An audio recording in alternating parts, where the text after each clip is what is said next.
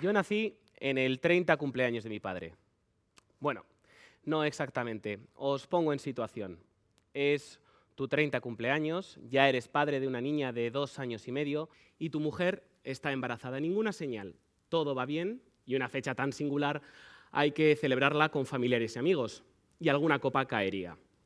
Acaba la fiesta, te acuestas y en mitad de la noche tu mujer te despierta y te dice: cariño, estoy de parto. ¿Y por qué os cuento esto? Bueno, pues porque se podría decir que yo llegué a este mundo tocando los huevos. Y si hablamos de padres y huevos, ¿a quién no le han dicho alguna vez esa frase de cuando seas padre, comerás huevos?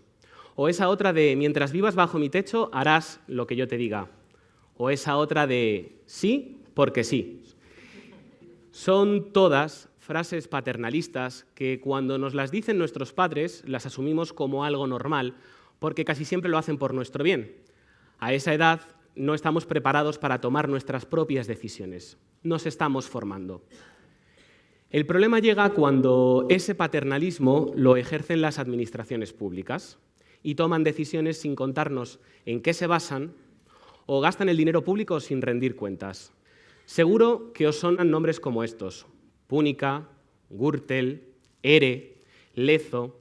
Son todos grandes casos de corrupción en los que la mayoría del dinero público que desapareció lo hizo precisamente a través de contratos públicos. Si los pliegos, las mesas de contratación, los pagos hubieran sido accesibles a los ciudadanos, la mayoría de los implicados en estas macrooperaciones lo habrían tenido mucho más complicado. Pero no se trata de ponérselo solo más difícil a los malos. El problema es la opacidad.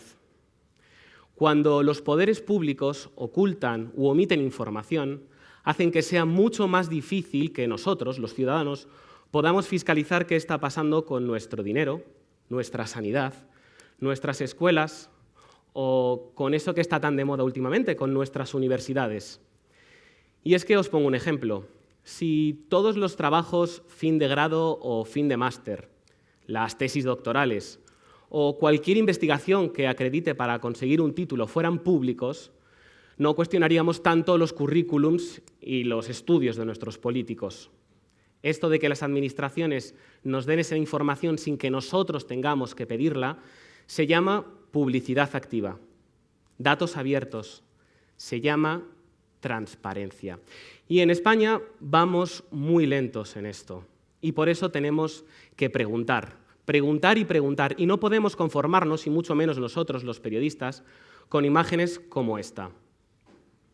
Nunca más conferencias a través de un plasma, nunca más ruedas de prensa sin preguntas.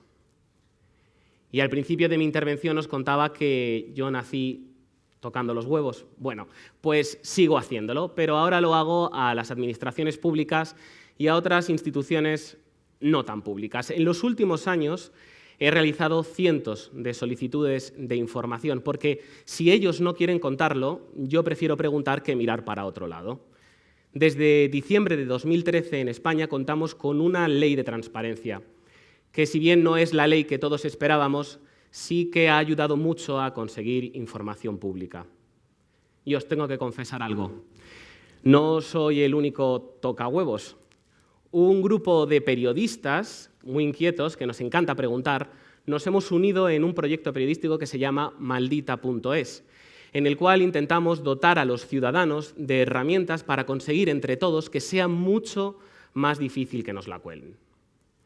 Y es verdad, para las administraciones a lo mejor somos algo molestos, pero es que lo único que estamos haciendo es ejercer un derecho ciudadano que podemos ejercer cualquiera y que, por ejemplo, nosotros utilizamos hace no mucho cuando un ministro en España, el ministro de Cultura y Deporte, Maxim Huerta, dimitió. Automáticamente las redes sociales, los grupos de WhatsApp, se llenaron de imágenes e informaciones como esta. Ninguna referencia, no hay fuente, una cantidad desorbitada. Nosotros sabíamos que hay una ley que regula la indemnización que los ministros se tienen que llevar cuando dejan el cargo, pero no nos salían las cuentas y nos olía muy mal, así que decidimos preguntar. Y descubrimos que Maxim Huerta había renunciado a esa indemnización tan solo 15 días después de su dimisión. Muchos medios se hicieron eco de esta información que nosotros publicábamos, y es que este es un claro ejemplo de falta de publicidad activa, porque si el Gobierno hubiera publicado esta renuncia, habríamos estado ante lo que nosotros llamamos una detención temprana del bulo. Y aunque este es un derecho ciudadano que todos podemos ejercer, tiene que tener, como todos los derechos, algún límite. Quizás muchos menos de los que marca la ley o más concretos, pero sí algún límite, porque no se entendería, por ejemplo, que supiéramos de qué coches está vigilando la policía o dónde se va a producir la próxima detención en una operación contra el narcotráfico. Pero aún así, aunque haya límites, si no hay información, es mejor preguntar. Pero no solo nosotros, los periodistas, nosotros y vosotros. Nosotros, por ejemplo, quisimos saber cuánto nos costaba a los españoles un famoso programa de cocina que se emite en la televisión pública. Preguntamos a Televisión Española y nos dijeron que no nos daban la información porque podía afectar a los intereses comerciales de Radio Televisión Española. Increíble, ¿verdad? Vale, lo admito, se puede reclamar. Si no te contestan o si te dan una respuesta que no te convence, se puede reclamar, pero es que es algo cultural. Tenemos miedo a que nuestro compañero de trabajo sepa cuánto ganamos al mes o a que nuestro vecino sepa cuántos impuestos pagamos. Y muchos me diréis, bueno, es que eso forma parte de mi privacidad. Pero ¿qué me diríais si os cuento que en países como Finlandia el gobierno publica una vez al año todas las declaraciones de la renta de sus ciudadanos? Lo llaman el Día de la Vergüenza Nacional, pero lo publican. Y es que ese miedo a la transparencia ocurre en la política, ocurre en las administraciones y ocurre en general en la sociedad. Y cómo no, también ocurre en el periodismo. Una de las patas de ese proyecto del que os hablaba, del que formo parte, de Maldita.es, es Maldito Bulo. En él lo que intentamos es desmontar esas desinformaciones, esas mal llamadas fake news, esos rumores sin fundamento, en definitiva, los bulos, para que no se viralicen. Pero el principal problema que encontramos para poder desmentir estas informaciones es cuando son totalmente inventadas. Y no nos cansamos de repetirlo. Cuando recibimos por WhatsApp o por redes sociales imágenes como esta, en la que aparecen unas declaraciones de un político, en este caso Rafael Hernando, que entonces era portavoz del Partido Popular en el Congreso, en la que dice una serie de cosas, o esta otra, en la que se ve a Mariano Rajoy colocando unos soldados en un mapa de España en la zona de Cataluña, que ya os digo, es un fotomontaje, no hay que compartirlo. Y alguno me dirá, oye, que lo he visto en mi medio de referencia, lo he escuchado esta mañana en la radio, o lo he visto en la televisión. Y ahí está el problema. Los periodistas tenemos que dar la posibilidad a nuestra audiencia de que pueda comprobar lo que les estamos contando. Pero es que los ciudadanos tenemos que aprender a consumir información como si fuera una receta de cocina, buscando los ingredientes con los que se ha fabricado esa noticia. Hace no mucho, en España, se le atribuía a Pablo Iglesias, líder de Podemos, una frase en la que pedía disculpas por no romperle la cara a los fachas con los que discutía en televisión. Salió en los medios de comunicación. Atención a lo que está ocurriendo en Podemos y luego les mostramos esas declaraciones. Por cierto, me había quedado corto. La declaración literal de Pablo Iglesias es: vamos de cacería a romper la cara a los fachas con los que discuto en televisión. Salió en televisión, se movió por las redes sociales, llegó a los grupos de WhatsApp y, claro, cómo no, llegó al Congreso de los Diputados. Mariano Rajoy, presidente del Gobierno en ese momento. No debe gobernar España quien ha llegado a pedir disculpas por no romper la cara a los fachas con que discute en televisión. ¿Y dijo Pablo Iglesias esa frase? Ya os adelanto una cosa, sí, la dijo. Pido disculpas por no romper la cara a todos los fachas con los que discuto en la televisión. Pero estaba fuera de contexto. Y con respecto a la caricatura, que ha funcionado muy bien, cualquiera que se identificara con la caricatura que he presentado no solo sería un psicópata, sería un subnormal profundo. Y es que el problema no es si Pablo Iglesias dijo o no dijo esa frase. Es una frase sacada de contexto, sacada de un acto mucho más largo, de 2013, con una clara intención.